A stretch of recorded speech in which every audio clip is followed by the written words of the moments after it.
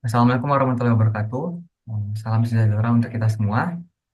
Sebelumnya kami ingin mengucapkan terima kasih kepada Ibu Reni Fitriani selaku dosen pengampu mata kuliah Teknik Pengujian Perangkat Lunak. Baik, kami dari kelompok satu akan menjelaskan tentang security testing. Kami beranggotakan yang pertama saya sendiri Fajar Ahmad, yang kedua ada Muhammad Eka Fikri, yang ketiga ada Habib Aulia Lesmana, yang keempat ada Syahiratri Melina, dan yang terakhir ada Fitri Desrianti Harahap. Baik, langsung saja masuk ke materinya. Yang pertama ada pendahuluan. Apa itu security testing dan mengapa penting? Security testing adalah proses pengujian keamanan pada aplikasi atau sistem untuk memastikan bahwa sistem tersebut terlindungi dari ancaman yang dapat membahayakan data atau informasi yang ada di dalamnya. Tujuan utama dari security testing adalah mengidentifikasi dan memperbaiki celah keamanan yang bisa dimanfaatkan oleh pihak yang tidak bertanggung jawab dan mengukur kerentanan potensinya. Pentingnya security testing karena uh, harus memverifikasi bahwa keamanan bisnis dipertahankan melalui kondisi pengujian yang memverifikasi integritas dan kerahasiaan sistem selama serangan aktif. Baik, selanjutnya akan dilanjutkan oleh rekan saya.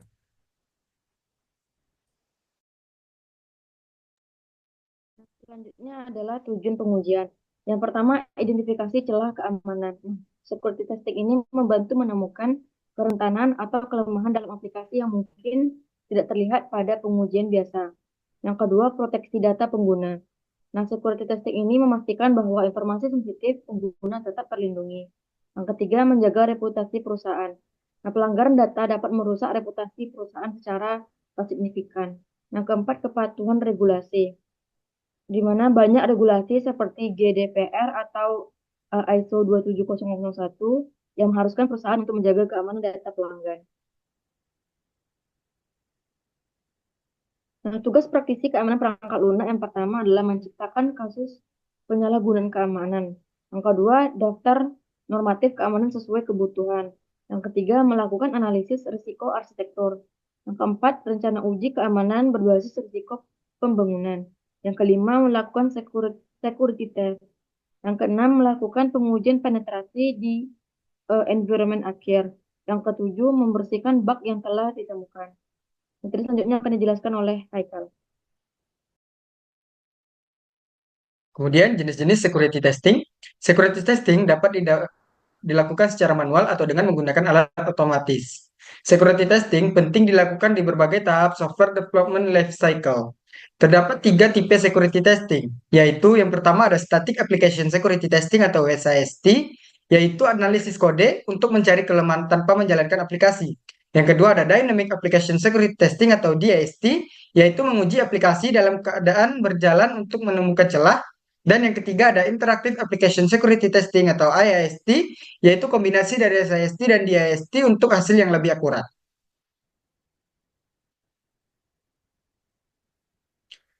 Static Application Security Testing atau SIST memiliki fungsi untuk mendeteksi kerentanan dalam tahap awal pengembangan aplikasi untuk mengatasi potensi risiko keamanan sebelum aplikasi masuk ke dalam tahap produksi. Di mana contoh pengujian menggunakan SIST ini yaitu untuk injeksi SQL, masalah inskripsi yang lemah atau salah konfigurasi, kemudian manajemen autentikasi dan sesi yang tidak aman. Keuntungan menggunakan SIST ini yaitu deteksi kerentanan di awal dan tidak membutuhkan aplikasi yang berjalan serta meningkatkan kepatuhan. Tools yang umumnya digunakan adalah SonarQube, Checkmate, Fortify Static Code Analyzer, Veracode, GitLab SIST, dan AppScan. Kemudian, Dynamic Application Security Testing atau DAST memiliki fungsi untuk mengidentifikasi kerentanan saat aplikasi berjalan. DAST sering digunakan bersama dengan SIST. Contoh pengujiannya yaitu sama seperti SIST dan keuntungannya pengujian dari perspektif pengguna eksternal dan beroperasi di lingkungan yang sebenarnya serta mendeteksi kerentanan yang muncul ketika aplikasi sedang berjalan. Tools yang umumnya digunakan adalah OWASP, ZIP, WorkSuite, Akunetic, AppSpider, NetSparker, dan HCL AppScan. Dan kemudian ada Interactive Application Security Testing atau IAST yang memiliki fungsi yaitu untuk melakukan analisis keamanan secara real time dan memberikan hasil pengujian yang lebih mendetail serta kontekstual dengan menggabungkan kelebihan dari SAST dan DIST. Contoh pengujiannya masih sama dan yaitu keuntungannya memberikan visibilitas mendalam dan akurasi tinggi dalam deteksi kerentanan, memastikan bahwa aplikasi aman dari kerentanan kode dan masalah rantai. Tools yang umumnya digunakan yaitu Contra Security, HCL Application App Scan, Seeker by Synopsys, dan Veracode EST. Terdapat 7 jenis security testing sesuai dengan metodologi testing. Lanjut. Yaitu yang pertama adalah vulnerability scanning, yaitu mendeteksi kerentanan atau celah keamanan dalam aplikasi, jaringan, atau sistem yang dapat dimanfaatkan oleh penyerang. Hal ini dilakukan menggunakan perangkat lunak otomatis untuk memindai sistem secara otomatis tanpa diketahui. Yang kedua ada penetration testing, yaitu mengeksploitasi kerentanan dalam aplikasi atau sistem untuk memahami potensi dampak dari serangan. Testing ini mensimulasikan serangan dari hacker jahat. Ini melibatkan analisis dari sistem tertentu untuk memeriksa kerentanan potensi untuk upaya hacking eksternal.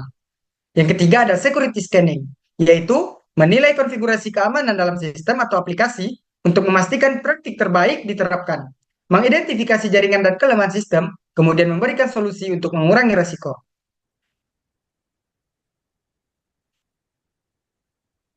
Empat, ethical hacking, yaitu simulasi serangan cyber dari perspektif penyerang yang beretika untuk mengidentifikasi titik lemah sistem. Tes ini akan menghack sebuah sistem software organization untuk mengekspos kelemahan keamanan dalam sistem. Yang kelima, risk assessment, yaitu mengevaluasi risiko keamanan dari berbagai aset dan mengklasifikasikan risiko berdasarkan prioritasnya. Tes ini melibatkan analisis risiko keamanan yang diamati dalam organisasi. Risiko diklasifikasikan sebagai low, medium, dan high. Yang keenam, security auditing, yaitu review independen untuk melihat apakah sistem memenuhi standar keamanan yang diinginkan. Tes ini adalah pemeriksaan internal aplikasi dan sistem operasi untuk kelemahan keamanan. Audit dapat dilakukan melalui baris demi baris kode infeksi. Yang ketujuh, ada posture assessment, yaitu evaluasi menyeluruh dari semua aspek keamanan, termasuk perangkat, aplikasi, dan manusia untuk menilai kesiapan terhadap serangan. Dan menggabungkan pemindaian security, ethical hacking, dan penilaian risiko untuk menunjukkan postur keamanan secara keseluruhan dari suatu organisasi. Selanjutnya oleh Fitri. Nah, lanjut, adapun tools yang dapat digunakan pada pengujian security testing berdasarkan metodologi testing yang sudah dijelaskan sebelumnya. Yang pertama itu ada vulnerability scanning. Tools yang umum digunakan yaitu ada Nessus yang menyediakan pemindaian kerentanan dengan cakupan yang luas, sering digunakan untuk mengidentifikasi kelemahan pada jaringan. Yang kedua itu ada OpenFast, sebuah perangkat lunak open source untuk pemindaian kerentanan yang banyak digunakan di lingkungan Linux. Yang ketiga ada Qualys, solusi cloud untuk pemindaian dan manajemen kerentanan di seluruh infrastruktur IT. Adapun pengujian kedua yaitu penetration testing. Yang pertama ada Metasploit, platform untuk pengujian penetrasi yang populer, menyediakan framework eksploitasi yang kuat. Yang kedua itu ada Kali Linux, distribusi Linux yang dilengkapi dengan banyak alat pentest termasuk Wireshark, Hydra, dan iCrack. Yang ketiga itu ada Burp Suite, alat yang kuat untuk melakukan pentest aplikasi web, memungkinkan pemindaian kerentanan dan eksploitasi kerentanan web. Pengujian ketiga yaitu ada security scanning. Tools yang utama digunakan ada Z-Attack Proxy, alat open source untuk pemindaian keamanan aplikasi web. Yang kedua itu ada Network Mapper, alat pemetaan jaringan yang juga berguna untuk mengidentifikasikan layanan dan celah keamanan yang mungkin ada. Terus yang ketiga ada Nikto, pemindaian web server yang mencari kerentanan yang umum pada server. Pengujian keempat ada ethical hacking. Terus yang umum digunakan itu ada John the Ripper, alat cracking password yang umum digunakan dalam ethical hacking. Terus yang kedua ada Aircrack yang digunakan khususnya untuk pengujian keamanan jaringan Wi-Fi. Terus yang ketiga ada Can and Able, alat untuk cracking password yang bekerja pada jaringan lokal. Untuk pengujian kelima, ada risk assessment. Tools utama yang digunakan ada Microsoft Threat Modeling Tool yang membantu dalam melakukan analisis ancaman dan mengidentifikasi potensi resiko. Terus yang kedua itu ada CRE metodologi yang digunakan dalam manajemen resiko keamanan. Nah, pengujian keenam itu ada security auditing. Terus yang utama digunakan Wizard, alat analisis jaringan untuk membantu lalu lintas dan mendeteksi aktivitas mencurigakan. Terus yang kedua ada Splunk digunakan untuk mengumpulkan, mencari, dan menganalisis data log dalam sistem keamanan informasi. Terus yang ketiga SolarWinds Security Event Manager, alat manajemen log untuk mengidentifikasi pola yang berpotensi berbahaya. Adapun pengujian ketujuh yaitu posture assessment. Terus yang utama digunakan Tenable IO, alat cloud untuk pemindaian dan evaluasi keamanan aplikasi. Terus yang kedua ada Rapid7 Insight VM, alat manajemen kerentanan yang memberikan pandangan holistik terhadap postur keamanan. Terus yang ketiga ada Manage Engine Vulnerability Manage Plus, alat untuk mengelola postur keamanan dengan pemindaian kerentanan dan manajemen tambalan. Adapun pengujian yang kami gunakan yaitu SonarQube. Nah, salah satu tools yang kami gunakan ada kode coverage. Untuk mengukur tingkat cakupan kode, SonarQube dapat diintegrasikan dengan Jacoco untuk Java, Clover untuk berbagai bahasa atau alat Istanbul untuk JavaScript. Nah, tools yang kedua ada issue management, yang memungkinkan pengembang untuk melihat dan memperbaiki masalah spesifik dalam kode seperti bugs, vulnerability, dan kode smell. Nah, selanjutnya akan dibawakan oleh Habib. Baik, selanjutnya yaitu metodologi security testing. Yang pertama itu ada Tiger Box Testing. Nah, metode ini biasanya dilakukan pada laptop yang memiliki koleksi OS dan hacking tools. Tes ini membantu penguji melakukan penetrasi dan pengujian keamanan untuk melakukan penilaian kerentanan dan serangan. Yang kedua itu ada black box testing. Nah, pengujian ini dilakukan tanpa informasi apapun tentang sistem yang diuji. Penguji mengeksplorasi sistem dari luar, mencoba menemukan celah keamanan, dan seringkali berfokus pada topologi jaringan serta layanan yang terpapar. Yang ketiga itu ada gray box testing. Pengujian ini dilakukan dengan memberikan akses terbatas pada sebagian informasi tentang sistem yang diuji, seperti struktur atau desain sistem, atau akses ke akun pengguna dengan hak terbatas. Selanjutnya ada maintainability rating di SonarQube. Nah, yang pertama ada rating A, yang artinya itu sangat baik. Kode bersih dengan sedikit atau tanpa masalah sama sekali. Ini menunjukkan bahwa pengembangan sudah mengikuti praktik terbaik. Yang kedua itu ada rating B, yang artinya baik. Kode memiliki beberapa masalah kecil, tetapi tidak signifikan dan tidak mengancam keamanan atau fungsi utama. Yang ketiga itu ada rating C, yang artinya sedang. Terdapat masalah yang cukup berdampak pada struktur atau performa sistem. Biasanya masalah ini bisa mempengaruhi stabilitas kode jika dibiarkan. Yang keempat, rating D, yang artinya buruk. Masalah signifikan terdeteksi, seperti kerentanan keamanan atau kode smells besar yang dapat mempengaruhi kualitas dan keamanan sistem. Yang terakhir itu rating E, yang artinya kritikal. Kode memiliki kerentanan serius yang beresiko tinggi terhadap keamanan atau stabilitas sistem. Jika dibiarkan, bisa berdampak besar, termasuk eksploitasi atau kegagalan sistem. Selanjutnya akan dilanjutkan oleh Fajar. Baik, untuk studi case, sebelum kita masuk ke studi case-nya, di sini saya akan menjelaskan bagi tutorial bagaimana cara melakukan penginstalan SonarQube terlebih dahulu. Baik, saja. Pertama, kita mencari SonarQube pada browser kita. SonarQube. Langsung saja kita masuk ke halaman resminya. Sini kita klik download. Sini saya menggunakan community build download for free. Sini tinggal langsung saja klik download only. Nah, selagi menunggu download, di sini saya akan download juga Sonar Scanner.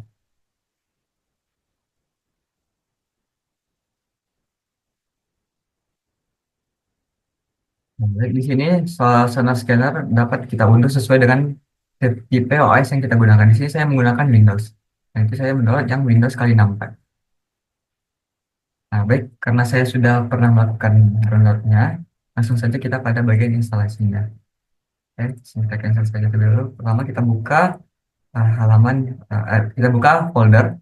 Di sini setelah download download SonarQube dan Sonar Scanner sudah selesai, kita dapat melakukan ekstrak file tersebut ke dalam data C. Saya di sini memasukkannya ke dalam data C. Di sini terdapat dua file lagi, SonarQube dan Sonar Scanner. Di sini SonarQube di sini adalah berisi folder ekstrak hasil downloadan tadi. Dan di sini juga Sonar Scanner berisi file ekstrak eh, hasil download tadi. Yang tadi di sini kita membutuhkan file pad bin-nya. Di sini dapat kita copy saja, Ctrl C. Pada SonarQube juga perlu, kita Ctrl C saja. Setelah itu kita buka environment. Di sini environment dapat kita setting pada bagian pad-nya. Di sini pad-nya tinggal kita edit saja. Kita masukkan SonarQube, pad SonarQube bin-nya dan Sonar Scanner bin-nya. Karena saya sudah punya, saya tidak perlu memasukkannya. Jika ingin memasukkannya lagi, jika belum ada, tinggal klik New dan Ctrl V di sini. Karena saya sudah punya, tidak perlu lagi. Kita cancel saja. Dan pada sistem variabelnya juga dibutuhkan pad seperti tadi. Kita edit. Ini saya sudah memiliki dua tadi. Baik. Setelah itu kita buka pada file SonarQube-nya. Di sini ada. Kita masuk ke bin-nya, kemudian Windows kali 8664-nya. Sini kita buka CMD. Setelah CMD terbuka, sini kita dapat langsung menjalankan start sonar.bat. Kemudian terminal akan memprosesnya.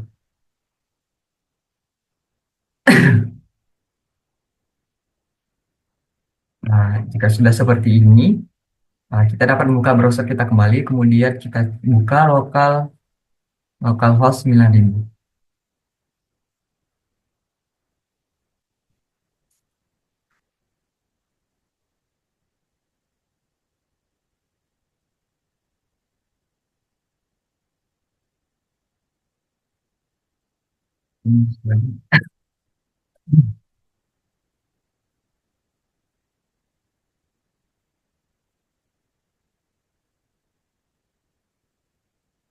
Baik, di sini kita langsung saja login. Di sini share nanya ini login.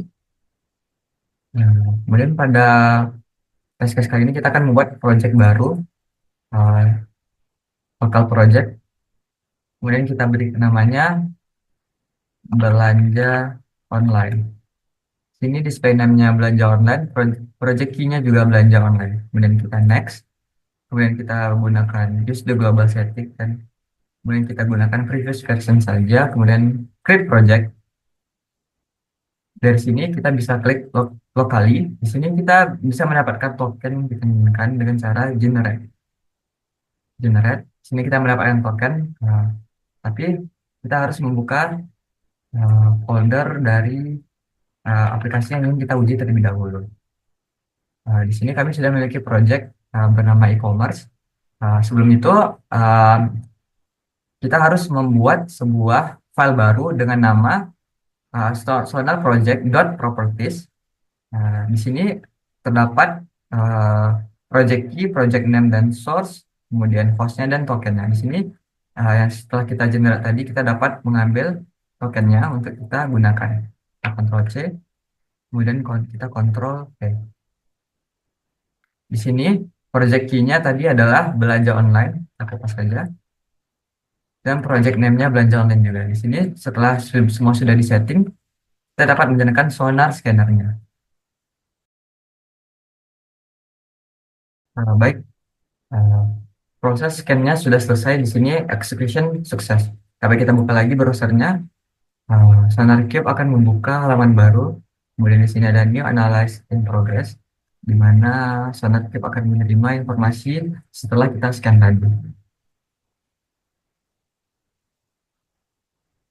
Baik, di sini kita bisa mendapatkan hasil ada security, reliability, dan maintainability. Di sini kami hanya berfokus pada security-nya. Kita dapat membuka detailnya dengan mengklik angka 2 seperti ini. Di sini pesan yang ditampilkan yaitu adalah yang pertama ada make sure the access granted with this AWS access key ID is existed. Di mana di sini artinya kita harus memastikan bahwa akses key ID-nya itu harus restricted. Dan yang kedua, make sure this AWS secret access key gets revoked, checked, and removed from the code. Ini artinya secret access key-nya masih dalam kode. Baik, kita masuk saja ke dalam PPT-nya. Di sini sudah saya jelaskan. Nah, di sini dapat dilihat akses key dan akses ID-nya terdapat dalam kode, di mana ini tidak disarankan ya, tidak bagus. Di sini proses pengujian security mendapatkan hasil E, di mana kesimpulan dari ini adalah uh, project ini mendapatkan hasil E. Kode berarti aplikasi memiliki kerentanan serius yang berisiko tinggi terhadap keamanan atau stabilitas sistem. Jika dibiarkan bisa berdampak besar termasuk eksploitasi atau kegagalan sistem. Dikarenakan penyimpanan kredensialnya itu yang key tadi itu langsung dalam kode sumbernya. Dan kesimpulan dari penjelasan yang telah kami jelaskan tadi yaitu security testing adalah bagian penting untuk menjaga kualitas dan keandalan sebuah aplikasi. Dengan melakukan security testing dengan baik, organisasi atau perusahaan bisa mengurangi risiko keamanan, melindungi data penting, dan memenuhi aturan yang berlaku. Ini tidak hanya melindungi pengguna, tetapi juga membantu menjaga kelangsungan aplikasi. Baik, sekian penjelasan dari kami. Mohon maaf apabila ada kekurangan. Semoga bermanfaat. Sekian dari kami. Assalamualaikum warahmatullahi wabarakatuh.